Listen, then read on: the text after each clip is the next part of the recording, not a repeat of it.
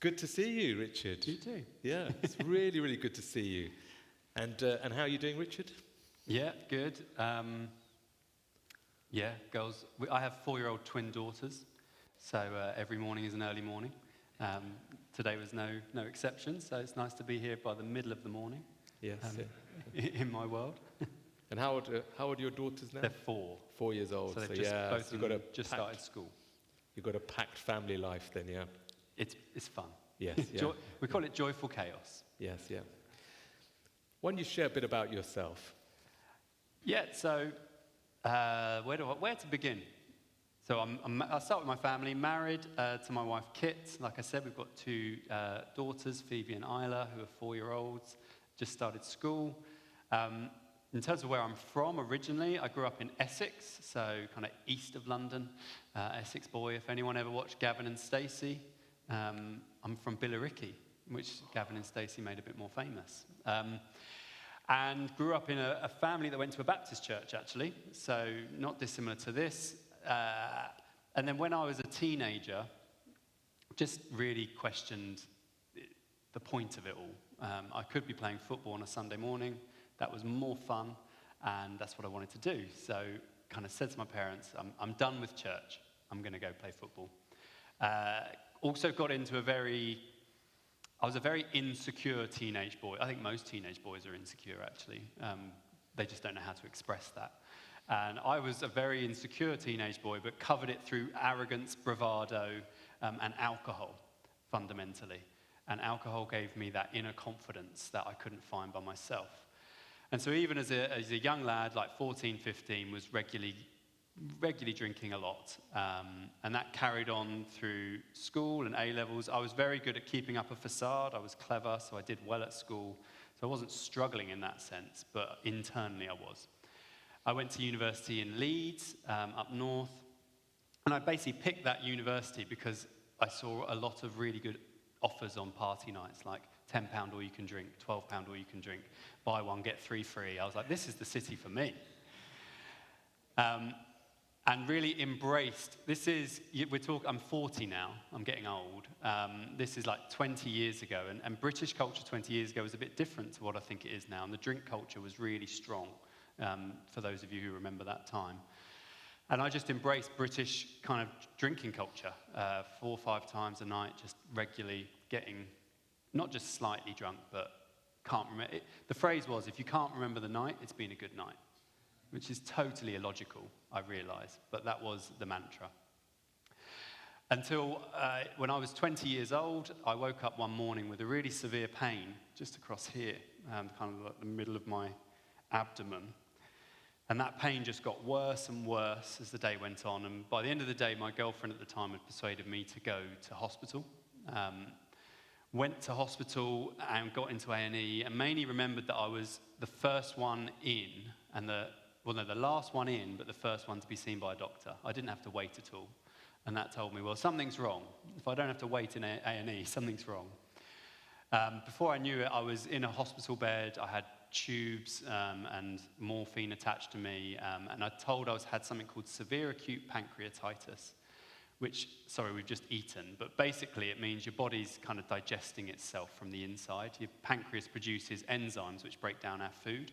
But my pancreas had gone into overdrive and was actually breaking down my own organs. And it's a thing that you can't stop. So you have about a 50% chance of survival, and they said, we just need to put you on nil by mouth, so no food or drink, and we need to see if your body wins or not, and we'll monitor you and put you on painkillers. And that was, as you can imagine, a massive wake-up call. And I remember thinking 2 main things. The first one was, I just want my family here. That's what matters to me right now, is my family being with me. The second one was, well, if I do die, I've got no idea what that means. I've got no answer to where that might lead me, and that's really, really scary. Whilst I was in hospital, my mum was and is a Christian. She's a Baptist minister, actually, and she had lots of friends praying for me. And they would write me cards and be like, we're praying for you. And I remember thinking, why? You don't know me. Why are you praying for me? And why are you wasting your energy, kind of thing. But one thing really stands out to me, and it's a letter written by a man in his 70s who actually went to my aunt and uncle's church. And he became a Christian when he was 70, and then he was now 74 when writing that letter. And he said, I've never met you, I probably never will, but don't waste your life. And I can still remember reading, I've still got the letter, I can still remember reading that letter, sat in that hospital bed thinking, if I survive this, I won't waste my life. I'm going to speed it up a bit, because there's lots of other questions to get through. I did survive it. I had a genuinely miraculous turnaround. I went from throwing up blood, peeing out blood, hair falling out, losing weight, like lost 2 stone in 10 days. Like I was really, really poorly ill.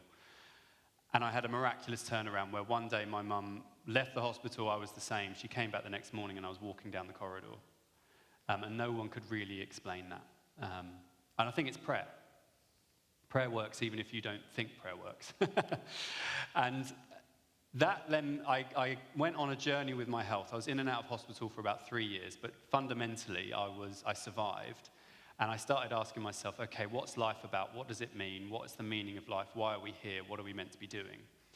And I witnessed kind of my friends' lives. I still went out on nights out. I had to be teetotal, so I've been teetotal ever since. Haven't touched a drop of alcohol in 20 years.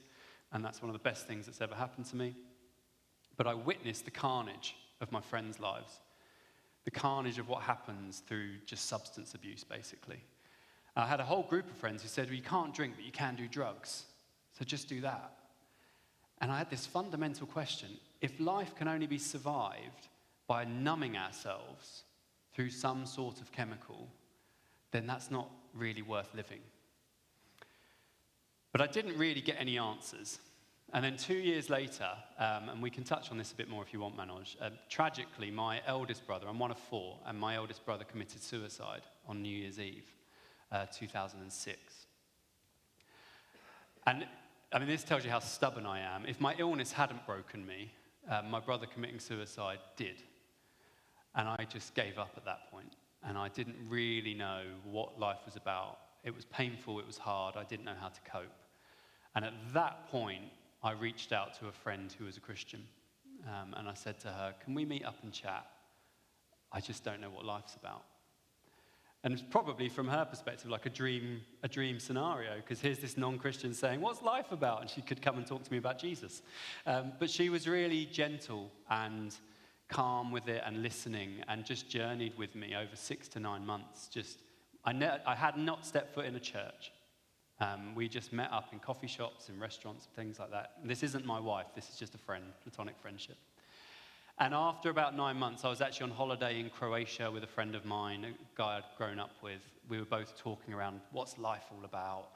Where are you going in life? Where am I going? And in that conversation, and we can touch on this as well, Manoj, I said to him, do you know what, Pete? I think I'm a Christian. And for me, that's when I became a Christian. It's when I owned it in front of one of my friends. It's when I kind of aligned with Jesus in front of someone else. And that was when I was 22, so 18 years ago, and lots has happened since then. That's kind of the story of how did we meet, isn't it? If you think of I'm going to use relationship analogies quite a lot. If you think of the relationship analogy, that's a bit like how did I meet my wife? How did I meet Jesus? That's how I met.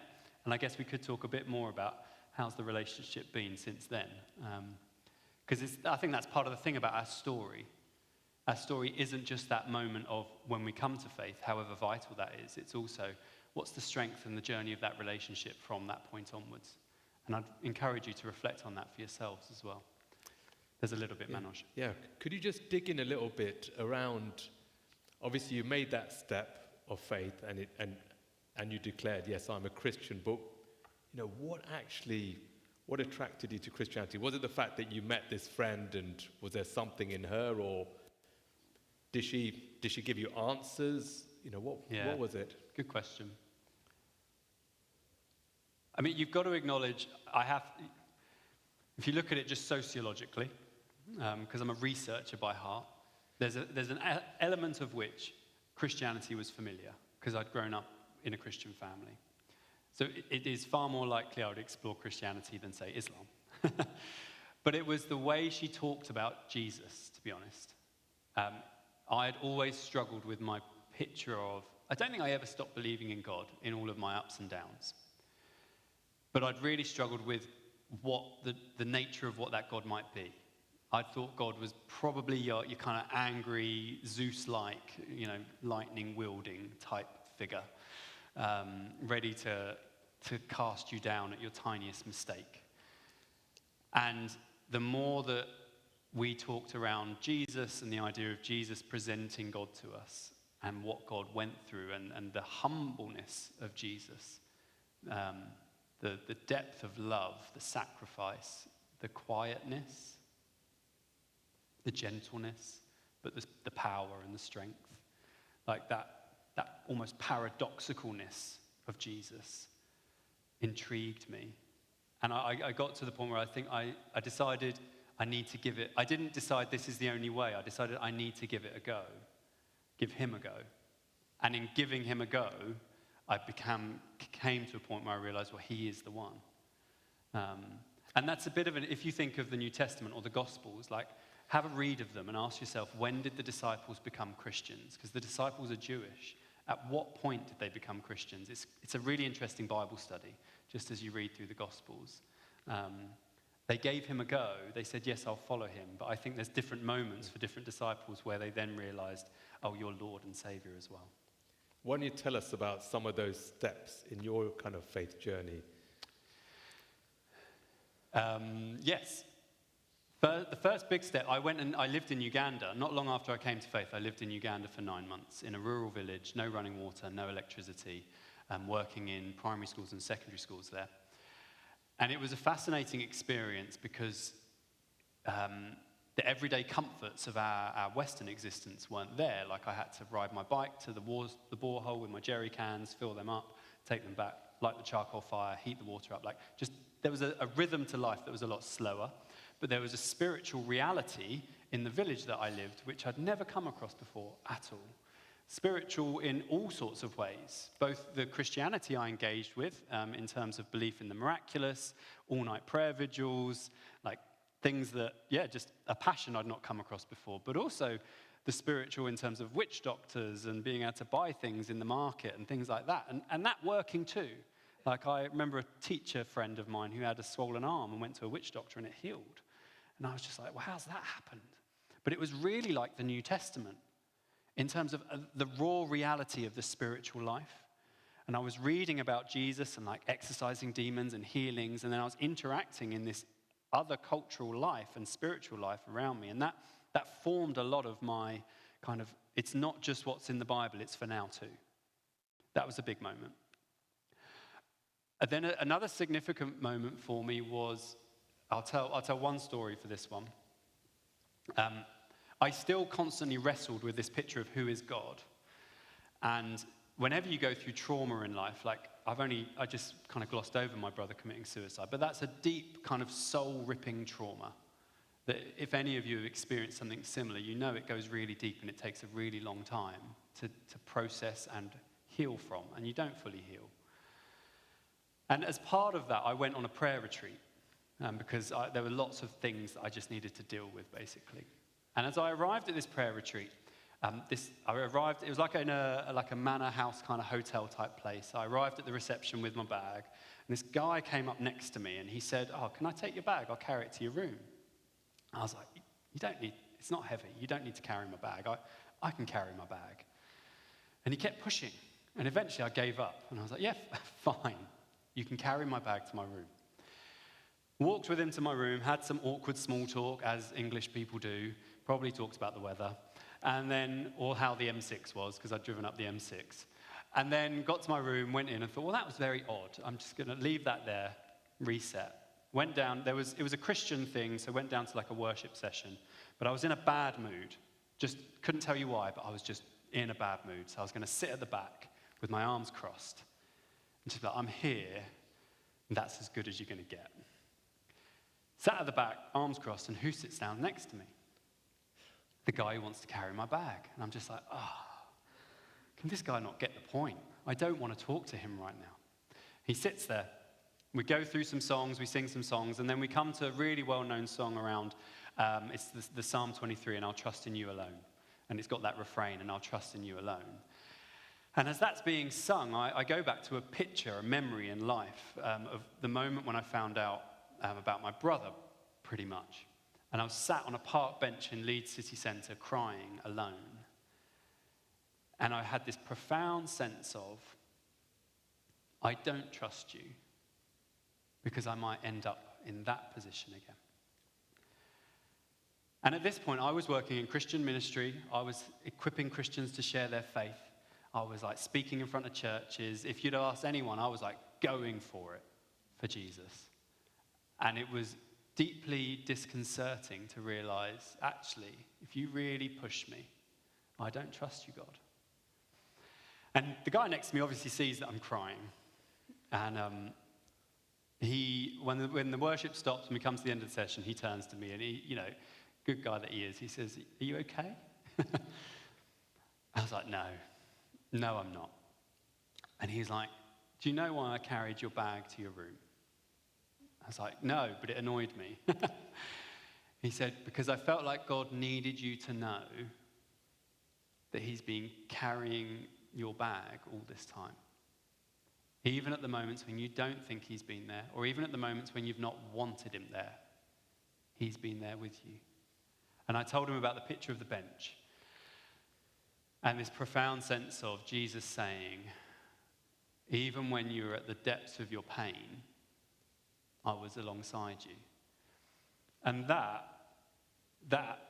it changes everything, because it alters my perception of who God is. And fundamentally, faith is about, can I trust you? Like any relationship, as we meet one another, even as you've met new people today, we're kind of doing this internal dialogue of, who are you? Are you safe? Are you my person? Are you not my person? Where do we stand together? And we do that all the time in human relationships. And I think it's the same in our relationship with God. And that was a really significant moment. There's others, but No, I don't don't want worry. to see it all morning. I've almost ignored the questions at the moment, but that's fine. That's okay. So obviously your perception of God changed. So unpack. Who is God for you now then? How do you perceive God? Yeah. That's a huge question. I lived around this area when I was at London School of Theology. Did undergrad and masters there. That's probably another part of the journey, or it is another part of the journey. And within that realm, I kind of went in wanting to find answers. And I didn't necessarily find the answers I wanted, but I found frameworks to help me deal with my questions. And part of that was truly believing that the Father that Jesus reveals to us is who God is. I was really drawn to Exodus 34:6. The Lord is slow to anger, abundant in steadfast love and compassion. I'm paraphrasing there, but that refrain is found throughout the Old Testament. And then I just was constantly reflecting on the idea of Jesus being willing to die for us, the willingness of God to go to the depths of human suffering, to experience human death for our sake, and the humility of God that reveals to me, the vulnerability of God. Like, these are things, it broke so much of my conception of God was built on basically Greek philosophical concepts that our society just kind of takes in, all powerful, all knowing, all present, all these omniscient type things.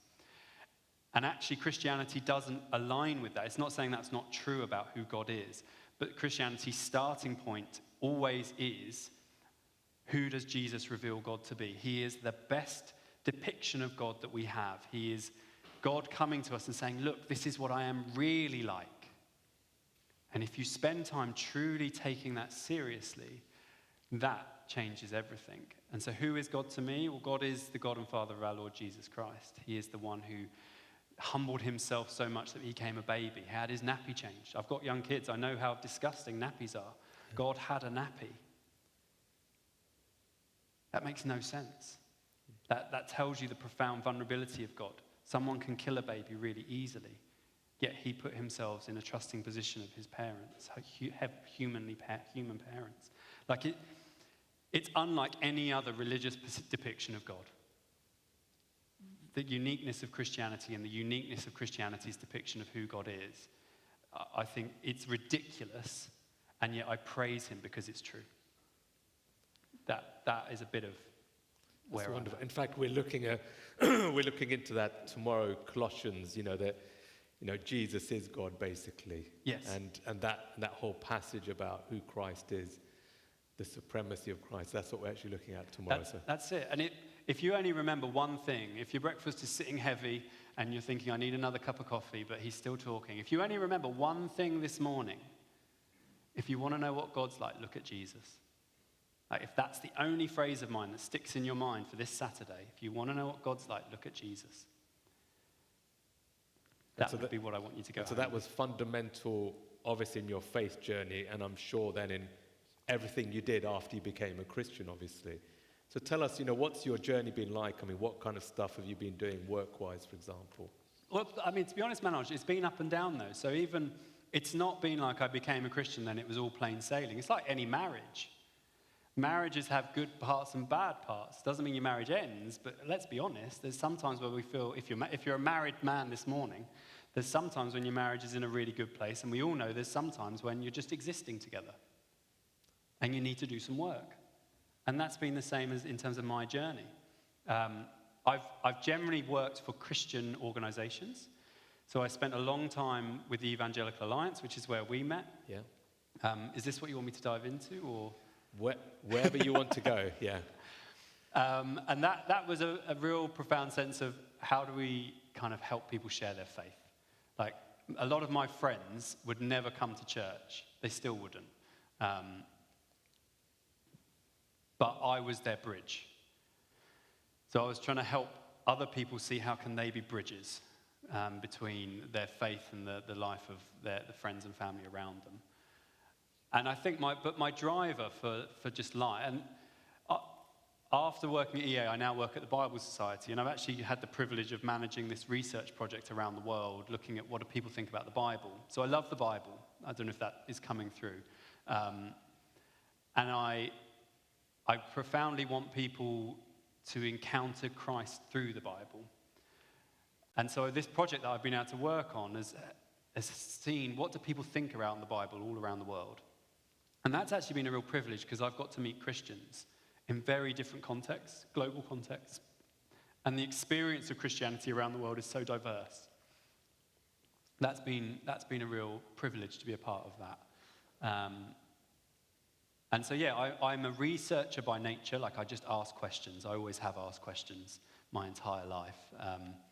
And so my job is kind of asking those questions, but asking questions in a way that helps us understand how do other people perceive Christianity, Jesus, the Bible, and how can that help us be a better witness to them? How does that help us contextualize ourselves? If we come back to the idea of, if you want to know what God's like, look at Jesus. Jesus contextualized himself for us. Like, he made himself a human being because human beings, we understand, we can see. And so there's been ups and downs. Like, I think you ask anyone who kind of does any form of ministry, you could have moments where you still have to preach on a Sunday, but inside you kind of know, I'm just really struggling right now, but it's my job. So there's been moments like that as well, where you feel like a total fraud, and you just have to rely on the grace of God, that despite my sense of feeling like I shouldn't be here, I'm not worthy to be here, you're going to work through me anyway. So, so what sustains you in your faith journey? Because I'm sure many of us would say, yeah, there's been moments when we've been really going for it, we're really passionate. There's moments when we feel probably a bit lukewarm. Maybe our connection with the church is not as good as it should be. I mean, what's kind of kept you there in your faith? I think let me use the last 4. So we have, like I said, 4-year-old twins.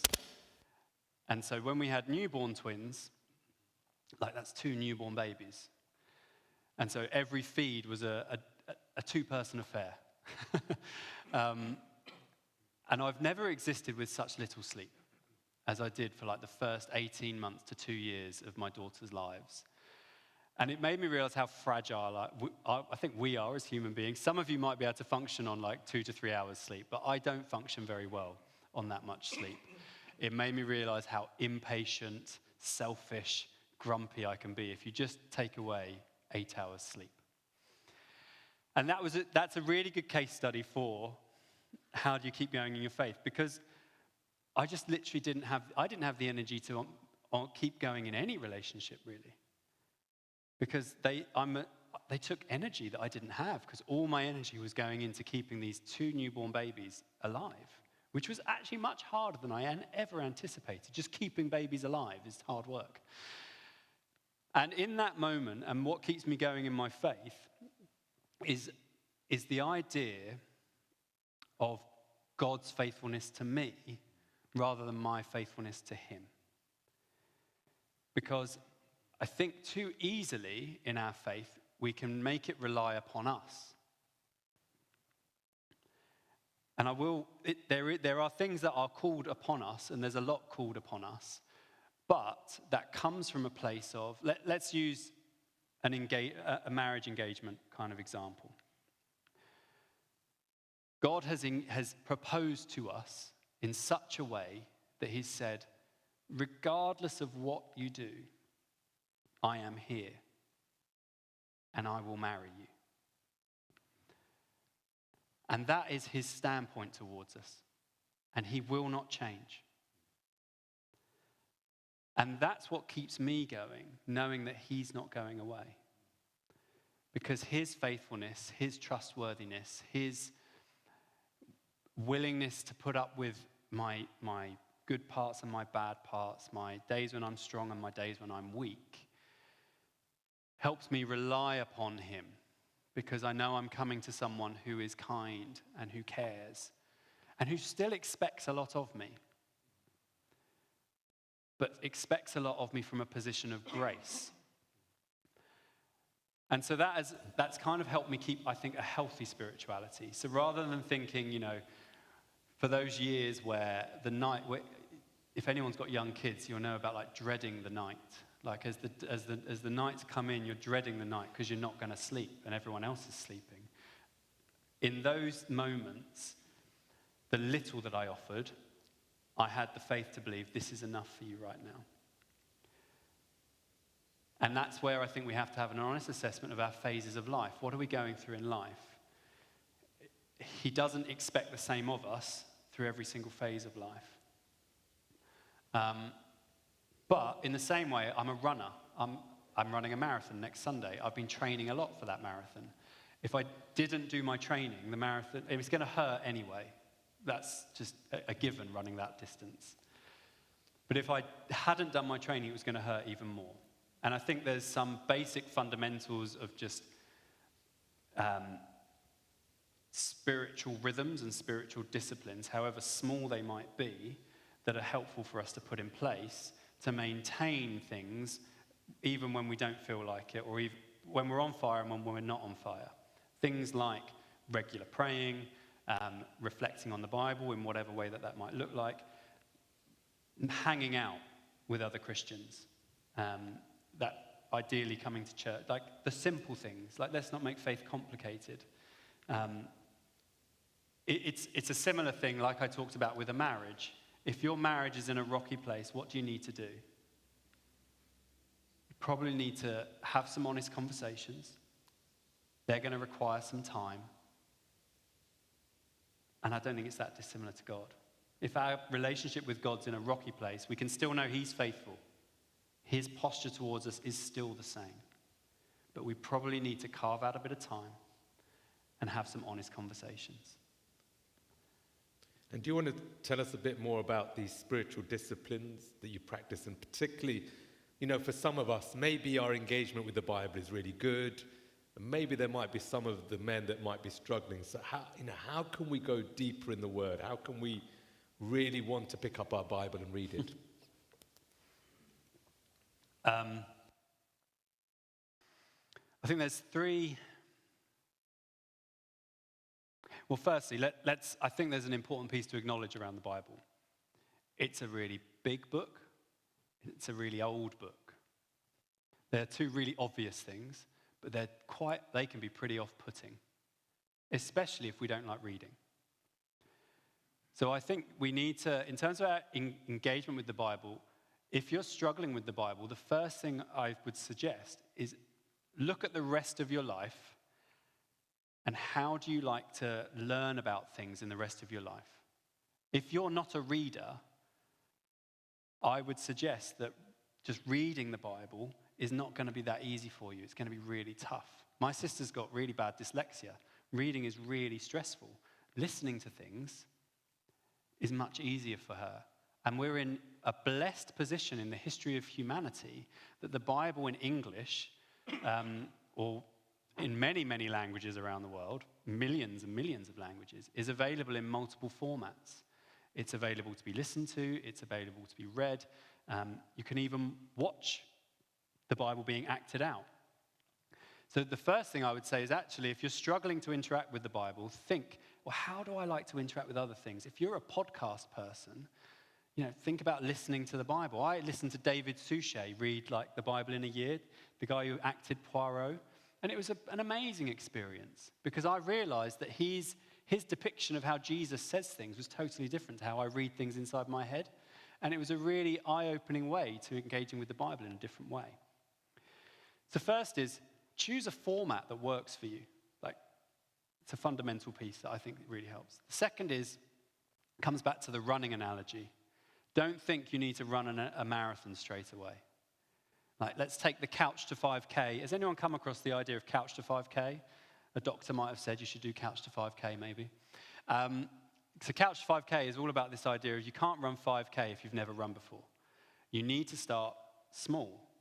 You need to do some walking and maybe do 100 meters of jogging. Same principle with the Bible. If you're going to want to grow your relationship with the Bible, don't jump in thinking, I've got to do like a book of the Bible a day or 10 chapters a day. Break it into small chunks and listen to some small bits of it or read some small bits of it and ask some really basic questions. In terms of what I've just read, what does this tell me about God? What does this tell me about humanity? What might that mean for how I live today? What does this tell me about God? What does this tell me about humanity? What might that mean for how I live today? Within that, there's important parts to take into account. One is, like I said, it's a really old book. It's from cultures and contexts that are ancient. Context is critical. And there are some really good books out there, but also blogs and all sorts that give you a little summary of, if you're, say, reading the Gospel of John, they can give you a little summary on, here's some of the things that were going on around the time that the Gospel of John was written that will help you understand some of the concepts in that book. Context is really critical. And the second is genre, the type of literature you're reading or listening to or watching has a difference. The Bible is full of different types of literature. It's got songs and poems. It's got letters to a certain group of people. It's got gospels, like depictions of the life of Jesus. It's got a weird type of ancient history. It's got apocalyptic, weird kind of Lord of the Rings-esque end-time battles type stuff. It's got a real variety. You need to know the type of literature you're reading, the context in which that was written to help you answer some of those questions. But there's so many great resources available. The Bible Project, they're a US group, but they do some amazing short little YouTube videos, like 2-3 minutes long, that give you really good short summaries to help you engage with the Bible. So do it in a way that suits you. Start with small chunks. Find some good resources that can help you answer some of those questions around what does this mean about God, what does this tell me about humanity, and how might this apply to my life? And where should they start reading? Let's just say that there are people here that don't even know where to start. What would you suggest? I'd start with a gospel. So one of the 4 books written about Jesus, Matthew, Mark, Luke, and John. And it depends kind of on your personality type, to be honest. John is your more, if you kind of like, how to phrase it, conceptual thinking. He's going for some big themes. He has these big themes of light and darkness, and they play out throughout. If you're looking for a slightly more interpretive lens on the life of Jesus, I'd start in John. If you like a more kind of historical approach, Luke is the place to start. He's trying to write it out as an ordered account for a certain person. If you like short and snappy, Mark is your place to go. It's the shortest, so you're going to get through it quickest. Matthew kind of fits. Matthew was primarily written to a Jewish community, so it draws upon a lot of the Old Testament imagery and language. They all do that, but Matthew does that particularly. But I would start with the gospel. I wouldn't start in Genesis. Like, Genesis is tricky, and there's lots of those kind of wider contextual questions that we need to ask on. I would personally start in one of the gospels. And what does it look like for you on a daily basis? Or does it just fluctuate depending on what life is throwing at you? It does fluctuate depending on what life is throwing at me. I try and get up before our girls wake up. And that my success at that varies on how much they've got up in the night. So the alarm goes off at 5, but if I've just gone back to bed at 4, I'm not very good at getting up at 5. And so I then probably wake up at 6, but then they're in the bed, and that's not a quiet time when 2 4-year-olds are there and be like, come on, Daddy, let's go play. So if that happens, I might be doing a commute, so I might try and listen to something in the car. I might just listen to some worship music. If I'm really tired, worship music is my fallback, basically, because it requires the least of me, but it brings my mind and my heart into a place that's more centered on Jesus. If I've got more physical and mental energy because I've had a good night's sleep and I'm in a good place, I'm going to try and sit down. And I like reading. I love reading, so that's my natural way of interacting with the Bible. I like a physical Bible. I don't like to look at it on my phone. That's because I'm a distractible individual, and I'll open up BBC Sport rather than my Bible app as soon as I open my phone. That's just the honest character that I am. So I prefer to that, read a physical Bible, and I'm just working my way through the New Testament again at the moment. I prefer the New Testament to the Old Testament. It's just easier. And then my prayer life is where I would mark myself as room for improvement. I'm pretty good at like your arrow prayers, like this is going on in the day. This is a bad situation. Lord, help me. Or my girls are struggling at school. Lord, help them with that. But I need to, and one of the things I want to work on is building in a bit more meditative prayer. So a bit more kind of drawing on those more ancient traditions of like contemplation and silent reflection, and prayer becoming more of a two-way conversation. I find that very difficult. So I'm good at kind of throwing the requests. I'm not good at sitting and trying to listen and discern the voice of God, and I want to grow in that. And just in terms of discerning the voice of God, because you've been involved, obviously, at the Evangelical Alliance, obviously you were at London School of Theology for a while, and I think you were teaching there as well, weren't you, for a while as well? I did for a little bit. Yeah, and obviously Bible Society. I mean, how have you heard the voice of God over the journey of your faith and, you know, God's direction in your life, and how have you responded when God has called you into something new?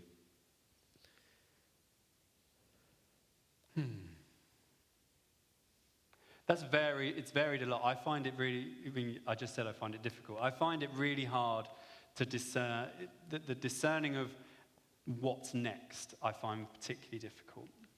I've generally taken the approach of saying, Father, I'm going to push this door open. If this is a really bad door for me to walk through, and it's bad for me, and it's bad for my family, and it's bad for your purposes for our life, just don't let the door open. And that I more go with that sort of a posture. I think it's easier for God to give me a no than for me to discern a yes. So I view it, I kind of take Psalm 37. Psalm 37 talks about trust in the Lord and do good. That's a bit of my mantra. I kind of trust in the Lord and I try and do good. My doing good is boiled down into the Jesus' summing up of the law. Love the Lord your God with all your heart, mind, and strength, and love your neighbor as yourself. If broadly I think the thing that I'm looking to do fits within that category of loving God and loving my neighbor, I don't think that's a bad thing to be doing. I think that's what I'm called to do. Okay, Lord, this fits within your wider purposes for me as a human being who you created. I think this door is a good one for us to go through. I'm going to push the door. If it's bad, shut it. The door doesn't shut, I'm going to walk through it. That's kind of the way I've gone about my 18 years of Christian life. Yeah. I used to get really fret up. If we use the analogy of like a map and a compass, I used to get really, really anxious that I wasn't on the right exact bit of the path on the map that God had for me. But that actually becomes quite debilitating because you're constantly trying to find a way to know that you're on the right path, and you actually never move forward, I found. I find a compass easier. And my compass is, here's the broad direction I need to go in. My compass is guided by loving God with all my heart, mind, and strength, and loving my neighbor as myself. That's my compass. That I found more liberating in terms of trusting in the Lord and doing good.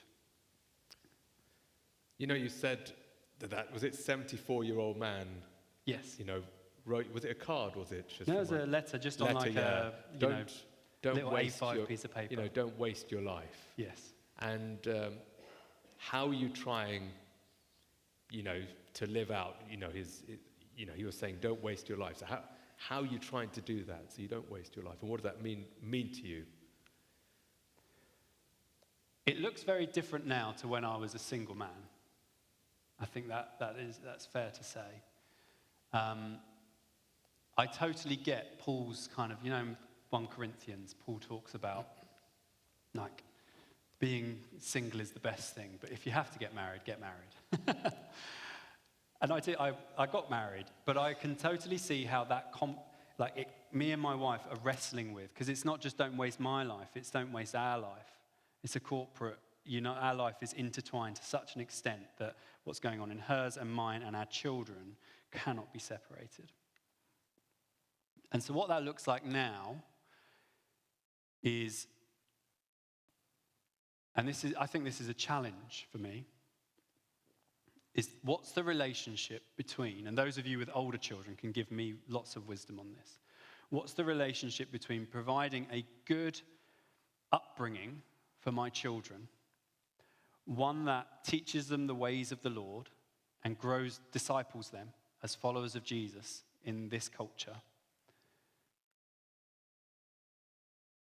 but in a way that, doing it in a way that balances that tension of not putting them through things that they don't need to go through.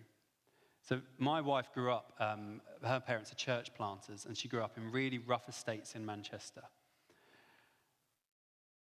And so we have this profound tension as a family unit, and I can't answer the question outside of our family unit, of the calling on her parents' life was incredibly tough. And she bore a massive cost of that calling. And that's had ongoing impacts and consequences. And so that's what we wrestle with the Lord about. What is it right to put Phoebe and Isla through as our children? And what is too much to ask of them? At the moment, I think we're probably, because they're our first 2 children, we're probably still lying in the safety net a bit too much, if I'm honest. And I think we're being prodded a bit to ask ourselves, you know, what does it look like? Here's a good question. Do I trust, the trust point I was making?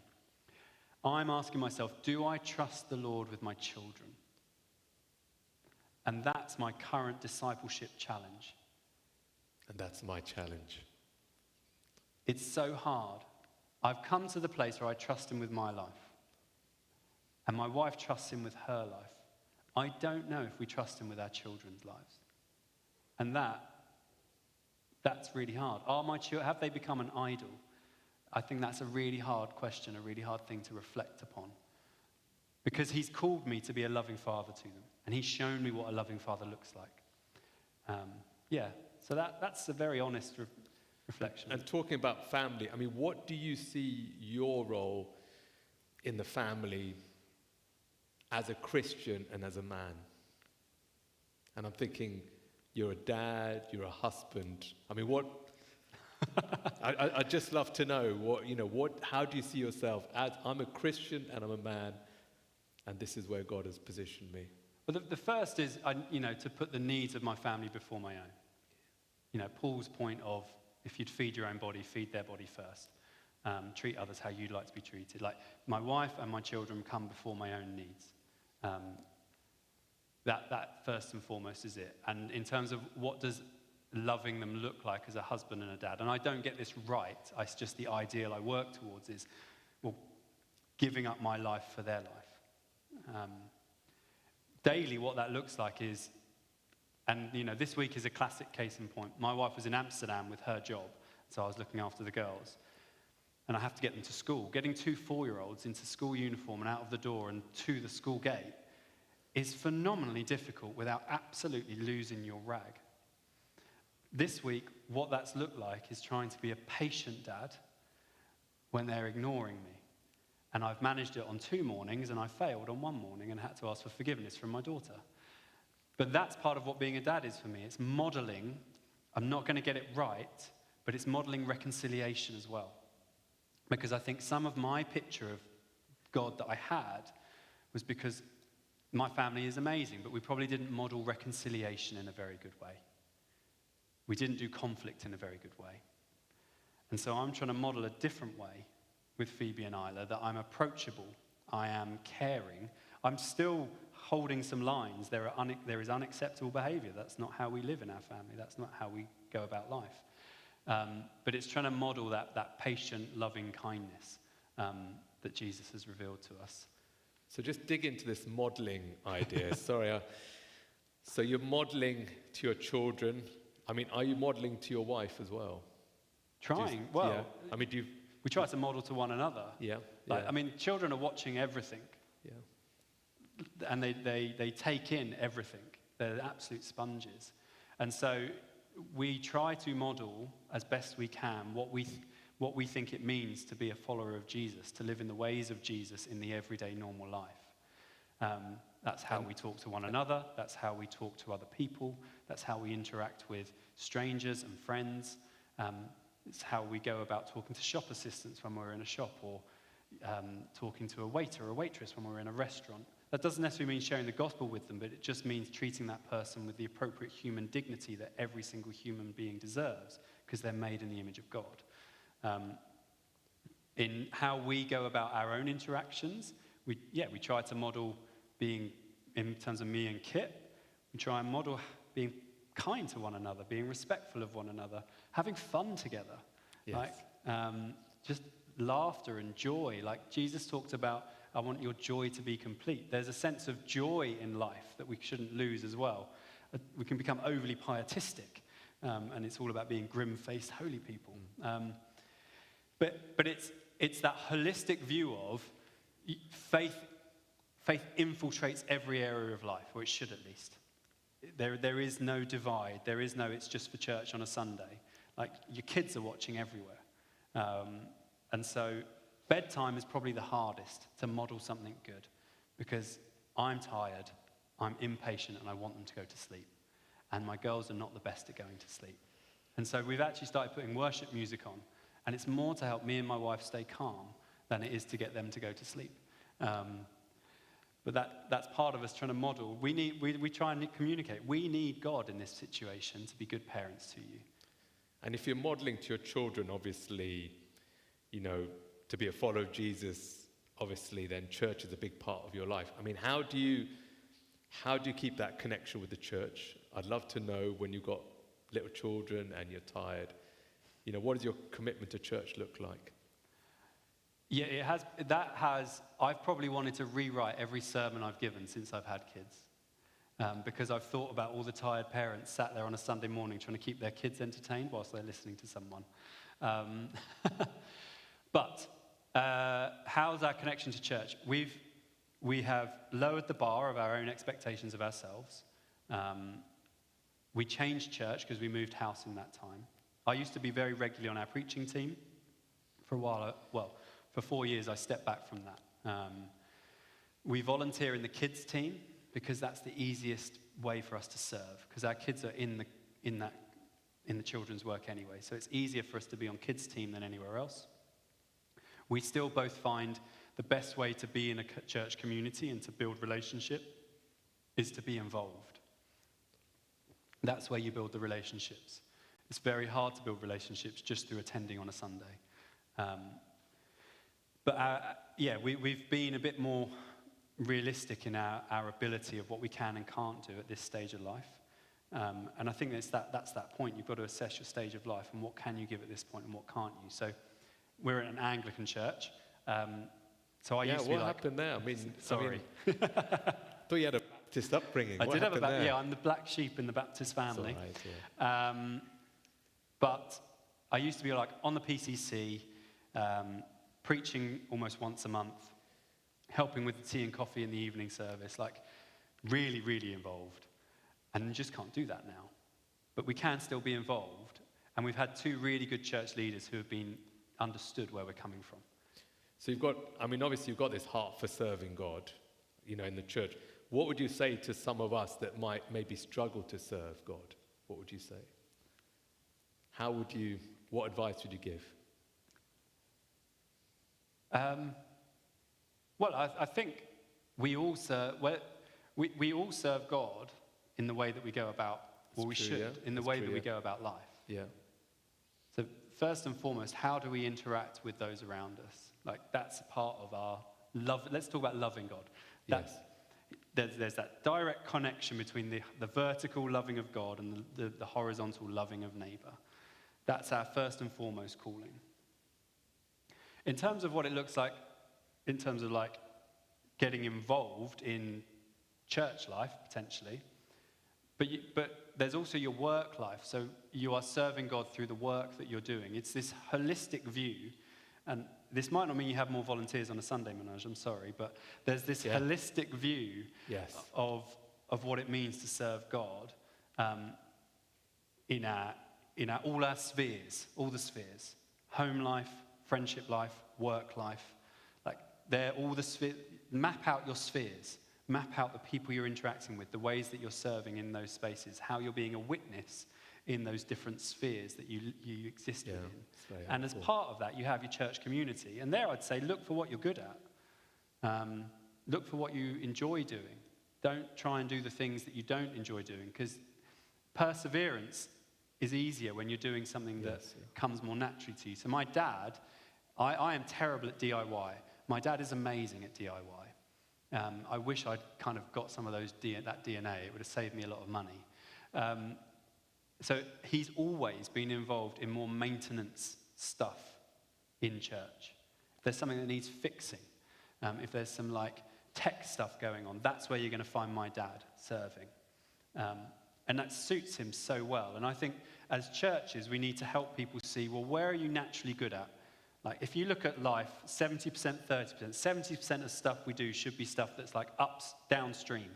It's like unconsciously competent at it. Yes, it's the sort of stuff that just flows, And then you've got 30%, which is like the upstream stuff. You have to work really hard at it. It doesn't come naturally to you.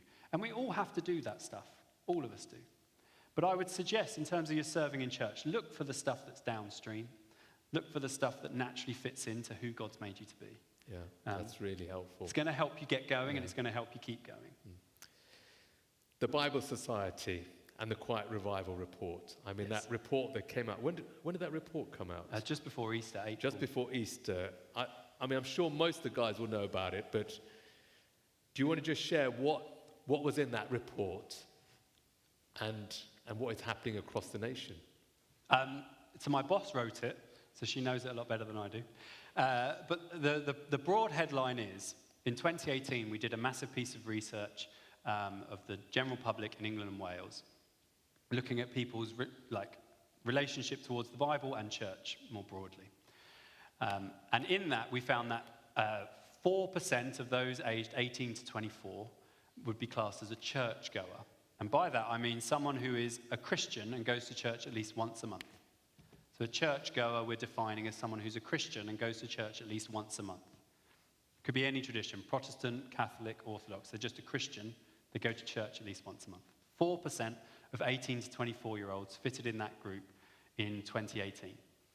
And we did another piece of research in 2024, just at the back end of 2024, and found this remarkable thing that now 16% of 18 to 24-year-olds would class themselves as churchgoers, as in they're Christian and they go to church at least once a month. That is a remarkable growth, increase, change. traditionally for years, the church going kind of across age has been like this. More older people regularly are Christian and go to church, fewer young people. And it's now doing a U, with young people and old people being just as likely to be classed as a churchgoer, as in Christian and going to church at least once a month. It was so remarkable that Rhiannon, my boss, we work with YouGov, who are a big polling agency, to do this, had sat down with YouGov and said, this must be wrong. And went back and forth with them, and they did so many checks on the data and like, no, it's really strong data. So that's the first thing. There seems to be this growth in young people who are Christian and going to church on a monthly basis. But there's also this wider interest, not just in Christianity, but in spirituality. There's this, particularly in the younger generation, this sense of looking for meaning beyond themselves, open to exploring. And the Bible and Christianity is within that like menu of the things they're exploring about, and they're open to it. Like, I can't remember the exact number, but it's about 4 in 10 would be happy to come to a church service if a Christian friend invited them. Just over half of young people would be comfortable if a Christian friend offered to pray for them. And these have all changed dramatically in the last 6 years. But we call it a quiet revival because it's not, like, if you break it down statistically, it's not like hundreds of people turning up at every single church. But it is small numbers of people, younger people, who are showing openness to the Bible and Christianity in a way that they haven't done for decades, to be honest. And so it's a shift. It's a shift in the spiritual landscape, and it's a shift in the demographic makeup of what church can look like. There's still large amounts of people who are just totally apathetic towards Christianity and the Bible. Don't get me wrong. 7 in 10 have no interest at all in learning more about the Bible in England and Wales. There is still a massive level of apathy. But within that, there is something happening. And it's something that I said to you when I turned up. I don't know what to do with it because I've never known it. Well, we've seen a glimpse of it. We had a 16-year-old boy that, was researching on the internet, and, parents are not Christians, and, got baptized not that long ago, last month, I think probably about 6 months of researching it. And apparently he's got a friend that was also researching on the internet. So probably another 16-year-old boy that's become a Christian. And we're also hearing lots of stories, and this I found fascinating because I more hear this from people who work in the North Africa, the Middle East, of Jesus appearing to people in dreams. So I hear that quite a lot when you talk to Muslim background believers. Jesus appeared to them in a dream. But we're actually hearing lots of accounts from church leaders of people who have turned up at church because a man in white appeared to them in a dream. Wow. Which I think is, I'm fascinated by it. I'm excited by it. I'm like, what's going on? What is going on, God? And how are we meant to respond to that? I mean, as Christians in this quiet revival sort of time, what should we be doing? I think two main ways to respond. One is, I think, a bit of a posture for us as Christians. I think for so long the narrative has been one of decline. Christianity is on an inevitable decline to just ceasing to exist in this country. And that does something to your posture in terms of how you feel, how you find yourself. I think this can give us a bit more reason to have a bit of, not in an arrogant way, but just to be like, no, we're not part of something that's dying. Globally it's not, and in this country it's not. So there's a sense of confidence I think it can bring. But I also think we need to be open to helping people explore the questions. So the level of biblical literacy in this country is remarkably low. And so if people are coming in with hardly any knowledge of the Bible whatsoever, and you ask, how do we navigate this, I call it a big old book. How do we navigate this big old book? We need to be prepared to be patient and flexible to help the people who are arriving kind of in their discipleship journey. But they're going to be asking questions probably in a way that might not be how we ask questions. So one thing I do know from research around Gen Z particularly is that they want to ask questions, and they want to come to their own answers. And in churches, we're probably better at both framing what the question should be and saying what the answer to that question is. And so we need to find ways to navigate how do we disciple a generation that fundamentally wants to form their own answers. And we all want to do that to an extent. But how do we do that in a community space, in a space where we are all moving towards like the same way of living that Jesus called us to, but in a way that people feel they've got agency. They're not just being told, this is what you must think. They're coming to their own conclusions around it. That's very helpful. I think we're going to go into Q&A now, if that's all right. But as the mic comes around, was there anything that you kind of felt where we haven't covered that that you think, well, I really want to share this with the guys here? No, I mean, I feel like I've said a lot. Good. Well, this is an opportunity. We've got about 15 minutes or so opportunity to ask Richard any questions. So Christian's going to kick us off. Great. Richard, thank you so much for taking your time being with us this morning. It's much appreciated. I have two questions, if I may. As many of you might know, I've been working as a chef in the past, and the passion working in the kitchen was immense. Lord shifted my call into working in school as a premises manager, and the passion working in school as a premises manager came from seeing things done properly, seeing kids happy, kids safety in the school. So there was many ways that the passionate heart will be in place for this job. Now, working as a minister in a church, where comes that good high level passion on going ahead in the church, in the ministry, with all you're doing, what Lord calls you to do it. So this is the first question.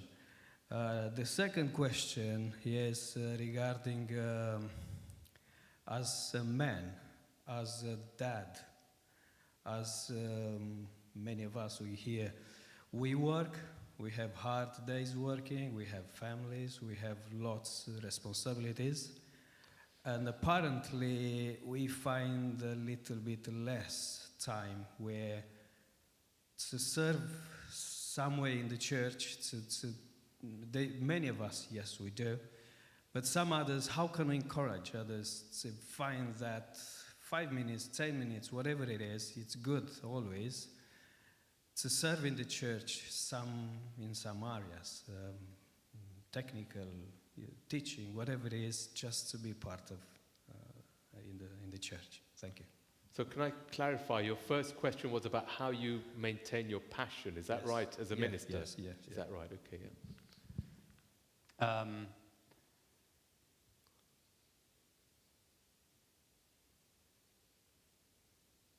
yeah. Maintaining of passion. I think I use the relationship analogy a lot, but I think some of it is reflecting on your first love. So kind of getting back to the basics. So rather than not so much passion for the ministry of what you're doing, I think it comes back to that passion for God and passion for what he's done and what he's done in your life and who he is. For me, that's the driver of maintaining the passion in what I'm doing. But let's be honest, I don't like a day of Zoom calls. I find that very hard to be passionate about. And I'm not sure that's going to change. But I think I do it to the best of my ability because of the love I have for God and what he's called me to do. So I don't know if that quite answers your question, but I don't necessarily try and keep a passion for I try and keep that 70-30 balance. 70% fits in that space of passion, drive, I love doing this. 30% is, this is part of what I have to do as part of what I'm being called to do. And the energy from that helps me get through the mundaneness of this. I don't know if that answers your question. The second one, I would answer in two different ways. One is, I do think as church communities, we need to, LICC, London Institute for Contemporary Christianity, talk about faithfulness on your front line. And I do think we need to acknowledge the service that we all do in the frontline spaces where we find ourselves. And, with the nature of shift work and the all-encompassing nature of work in our society, sometimes I think that is the most that someone can do, because they literally are working 2 jobs, they're sleeping like 4 hours. But within that, there's always it's small steps in terms of serving within church. And the way we've done it when time has been poor with young kids is, like I said, well, we're going to take our kids to Sunday school anyway, because we think that's a good thing. And Sunday school needs more volunteers. So let's do that, because that matches up with something that we're already going to want to do and something that helps church. So I'm always looking for, where can I kind of multiply benefit? So how can I make decisions in a way that kind of achieve, multiple goals with one decision? But it is starting small. Don't let perfection be the enemy of the good, Let's try a little bit and see how that goes. And in terms of starting small, I've just been reminded, so J. John, I think you all know J. John, very, very busy ministry, but what he did for a number of years, and he shares this story, when in the church they kind of asked for a volunteer for refreshments. And he was looking around thinking, well, come on, somebody should say that they're going to help with refreshments.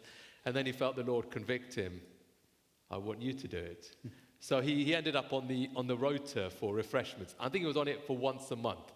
So that was that starting small, because he couldn't be there every week. He'd be but once a month he would commit to serving teas and coffees with his wife.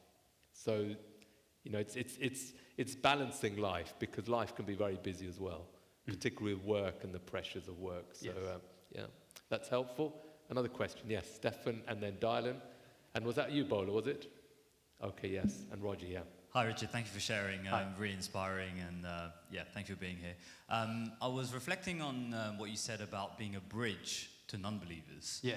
I really love that, because that's something I've been thinking about recently, in terms of how do we as a believer and as a community, how do we reach out, to the non-believers? And it's not always just about preaching the gospel to them, but being a genuine lover of God, who is loving them for who they are. And I think part of that is kind of building that relationship with them. But the question I have for you is, how do you actually go about building that specific bridge of being there so that they can contact you, in that time? Thanks, Stefan. So interestingly, this connects a bit to the conversation we just had. Some of it, so a reflection I had we were at St. Peter's, West Harrow, so the church we were at. And when I was on the PCC, preaching all the time, I actually realized I was spending all my time at church. Yeah. And my work was with a Christian ministry, so I just was with Christians the whole time. And so I wasn't able to be a bridge anywhere, because I didn't have time. And I think that is something that we as churches have to reflect on too. Yes, I know we need to serve in church, and that's good for us, but we also need to give people time to build relationships, because relationship requires time and investment. How do I kind of be there is try to do two main things. One is just simply show an interest in someone. Me and Kit have identified our natural place now is school. We've just started at school. We've got loads of other parents whose kids have just started at school. It's a natural relationship network that we're going to be journeying with for 7 years. So we've already started praying into, okay, who are the people that we're making friends with here, and how do we start to build relationships with them? We have it quite easy, because I work for a Christian charity. So when the second question we seem to ask in our culture is, what's your name, what's your job? We're so utilitarian in our relationships. But I can say, well, I work for a Christian charity, and looking at the Bible. And so people kind of know where I stand very quickly, so that makes it easier. But I don't then try and dive into a deep faith conversation, because most people don't want to go there straight away. Then it's just kind of trying to find those common places. Where's the commonality? I love football. Dylan knows that. We're both Liverpool fans. So, sorry to anyone else. It was going so well. It was to going that so point, well. yeah. So football is often my easy just relationship builder, to try and normalize who I am and kind of show we've got common interest. But I do try and bring in, I've found one of the best questions to ask in terms of faith conversations is, well, what do you believe? I think too often we make sharing our faith around what are we saying to someone else, rather than learning from Jesus in terms of learning to ask really good questions of other people. Because I think everyone believes something. And actually, most people are looking for spaces to be able to talk about that. We just don't. Do you know what? I was chatting to someone in Denmark recently. There's a Bible Society in Denmark, and I was chatting to the person who works there. And they've actually launched a national campaign in Denmark because people have said, we don't know how to talk about faith, but we want to. Because it's so not part of the national vernacular, you know? And I think in England, we've got a similar piece about that. Not all cultures in England, but quite a lot of them. And so I think starting to ask good questions around, well, what do you believe? Why do you believe that? And framing faith conversations as genuine discussion and interesting discussion rather than, I've got something that you need to know. And then my final bit in terms of being a bridge is I try and apply Jesus' teaching of treat others how you would like to be treated. So if, for example, I've put myself in the other shoes, and I was that person. I think of myself before as a Christian, and my friend who I was chatting to who was a Christian. She treated me with respect, dignity. She shared where she was coming from. She asked me questions. But nothing that she did made me feel like she wasn't treating me with respect and dignity. And I think we've got to apply that same principle. That's very helpful. And that helps us be a good bridge. That's very, very good. Is it you, darling? Yeah. Thanks, Richard. You were talking about the bit about when you pushing through doors. Yeah.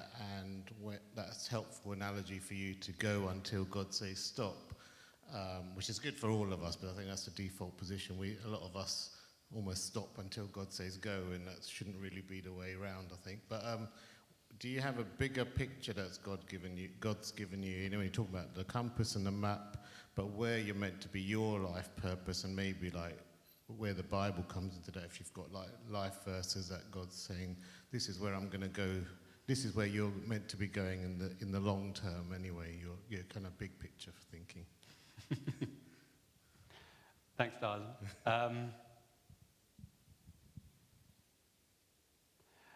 I think a really long time ago, someone shared a picture with me that stuck with me around a healthy diet.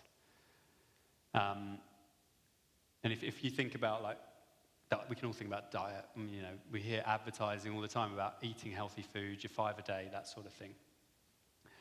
And if I think about the Bible, I think part of the long-term vision is trying to help people have a healthy diet with the Bible. I think it can be easy to hang around in the sweets section and not necessarily eat some of the vegetables that are in there. But I don't quite know what that looks like, and that is, you know, it's a challenging question for me to answer because I don't have a clear. I couldn't say in 5 years' time this is where I think I'll be. I'm not good at answering those, doing that sort of vision casting piece. Not that that's an excuse, but I think right now, like we all sphere in different ways as we go about life, don't we? I think at the moment it's been about getting me and my family into a more stable place. Like I had to we needed somewhere to live. Like in 2023, we moved house 3 times in different parts of the country.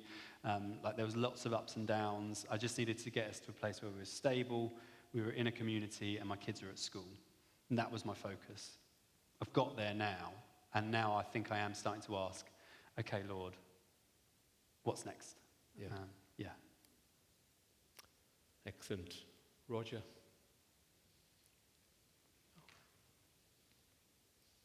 Thanks.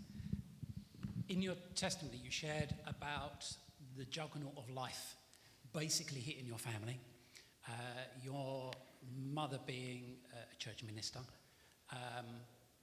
and if you're willing here to enter this bit of conversation.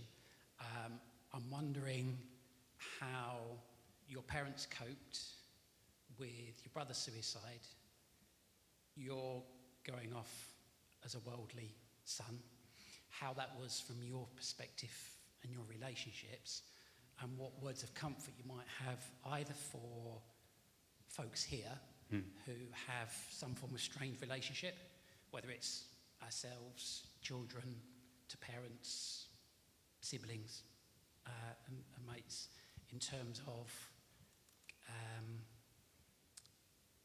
family breaking down and either feeling disappointed and having let down Jesus from the perspective, maybe from your parents' perspective, or being that outsider. I'm wondering about how to help the outsider kind of restore relationship. Yeah.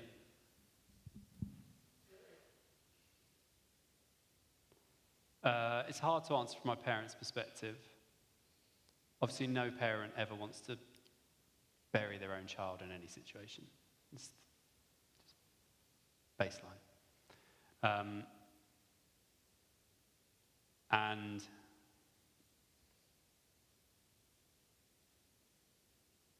they have been through and went through a lot of pain, trauma, process. But God has been gracious in that our family is stronger as a result. So I think it could have driven us in two ways. It could have driven us further apart, or it could have brought us together more. It actually brought us together more. It made us value family relationships even stronger. And so prioritizing time together, like me, my dad, and my other brother, we go away once a year just to spend a weekend together. You start to realize these relationships are very precious and they could be gone. But I think there was 13 years between my oldest brother and me. And he was a very troubled teenager, and I won't go into that story, but they learnt a lot through the ways they went about parenting him that changed how they parented me to my benefit. And so the things that I most appreciated in terms of my parents, even in the years when I was very wayward, is I always knew I could come home. I always knew I could talk to them. Didn't matter where I was, what I was doing. They had somehow learned and managed to communicate to me. The door's always open. And that made a massive difference. I remember the police bringing me home one time, and I thought my dad was going to absolutely lose it. And he didn't. He just sat me down, made me a cup of tea and a bit of Marmite on toast at 1 a.m. and was like, we do need to talk about this, Rich, but right now let's just sit together. And that's through my other brother having brought the police home multiple times and different reactions. So they applied lots of learnings, but so that then when I was in hospital, the people I wanted by my bedside were my mum and dad. Didn't matter that I'd landed there as fault of my own, and they were right. I'd made lots of bad decisions, and it was really hard. Actually, you had to be really. There was a humbling. When I became a Christian, there was a humbling in going to my mum and dad and being like, I found them some of the hardest people to tell. I'd become a Christian, because for so long I'd told them they were wrong. But yeah, they managed to keep an open door, basically, through just being willing to listen, being fairly non-judgmental. Yeah. I don't know if that quite answers your question. And really just time for one question, and I'm sure Rich will be here for a little while if you want to catch him afterwards as well. Hi, Richard. Thank you so much for today. You said so much that helps us live day to day, so thank you so much. I had quite a profound experience, like the man in white, pretty much, and I struggle with dropping the bar because of that. And I just wondered, did you have any advice? And since you were 36 to 40 when your girls came in, how did you manage the time to serve him?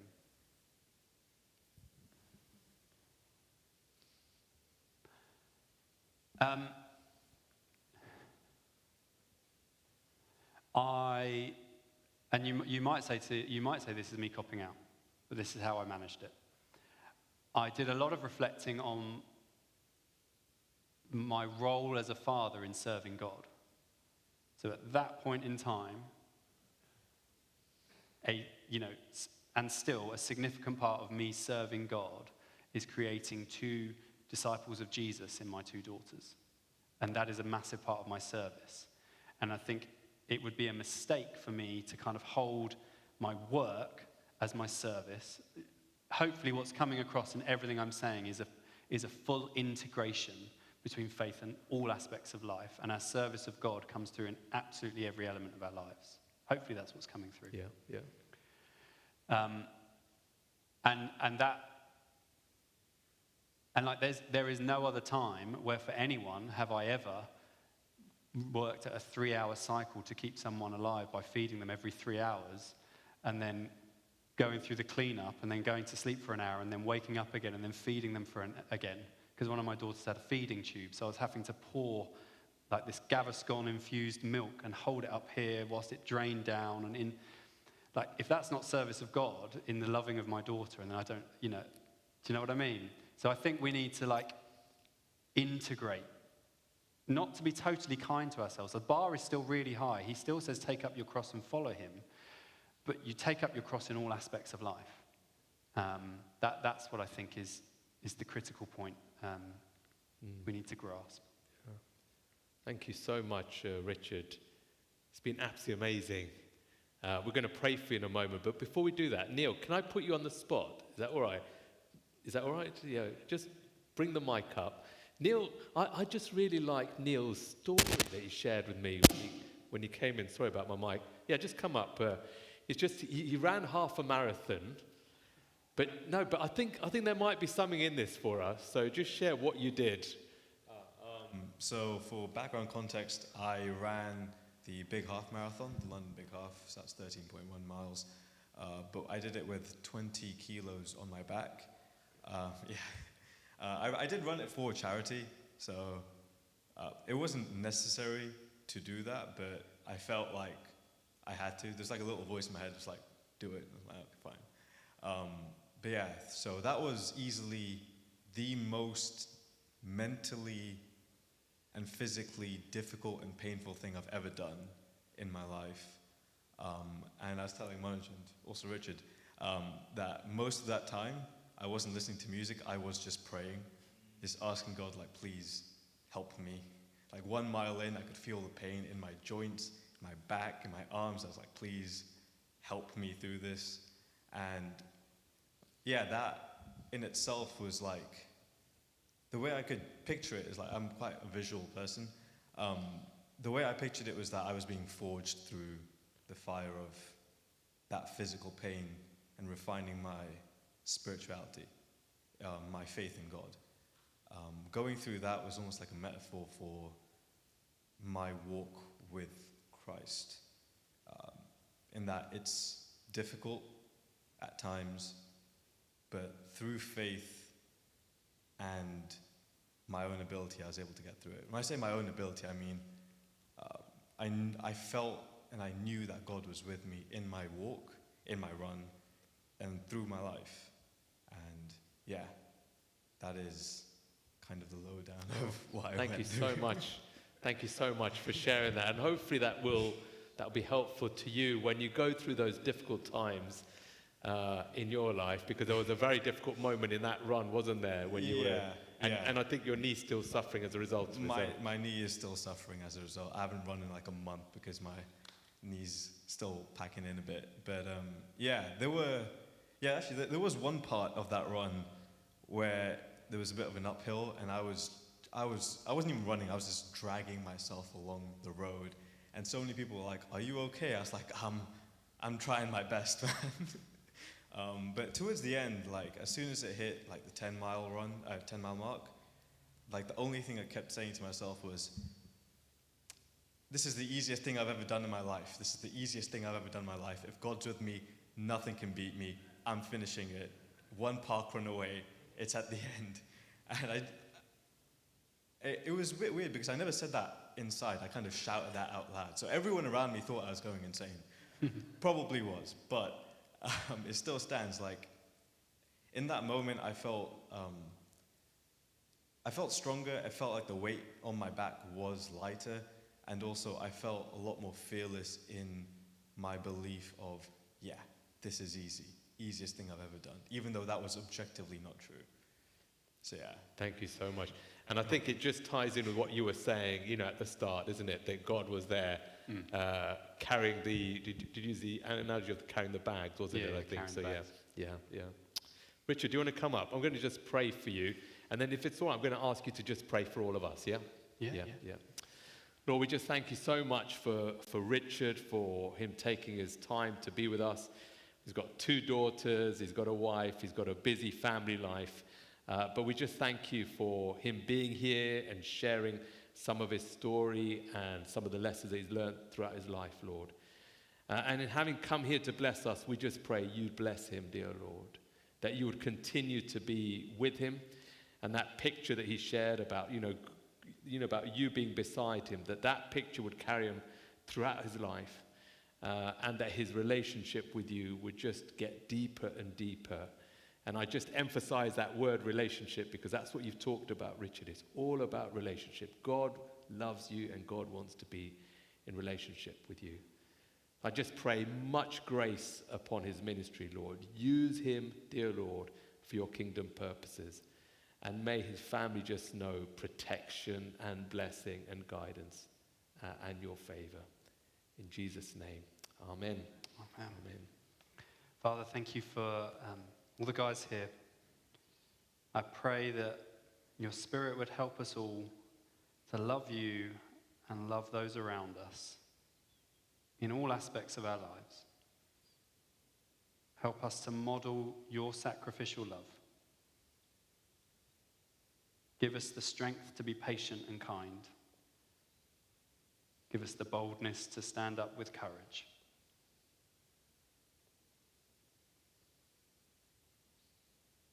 I ask that whatever we have for the rest of our days and for the rest of this weekend, you would help us to be the best witnesses to you that we can. In Jesus' name, amen. Amen.